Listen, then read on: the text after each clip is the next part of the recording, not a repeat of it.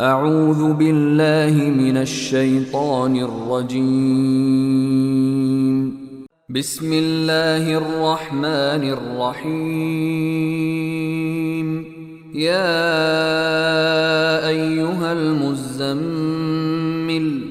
قم الليل إلا قليلا نصفه أو انقص منه قليلا أو زد عليه ورتل القرآن ترتيلا إنا سنلقي عليك قولا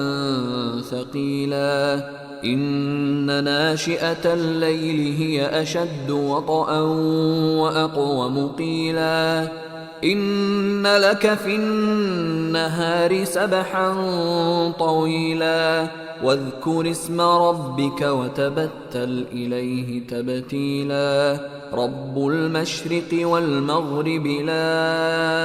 إله إلا هو فاتخذه وكيلا واصبر على ما يقولون واهجرهم هجرا جميلا وذرني والمكذبين أولي النعمة ومهلهم قليلا إن لدينا أنكالا وجحيما وطعاما ذا غصة وعذابا أليما يوم ترجف الأرض والجبال وكانت الجبال كثيبا مهيلا إنا أرسلنا إليكم رسولا شاهدا عليكم كما أرسلنا إلى فرعون رسولا فعصى فرعون الرسول فأخذناه أخذا وبيلا فكيف تتقون إن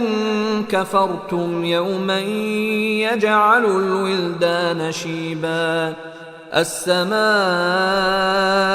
منفطر به كان وعده مفعولا إن هذه تذكرة فمن شاء اتخذ إلى ربه سبيلا إن ربك يعلم أنك تقوم أدنى من ثلثي الليل ونصفه وثلثه وطائفة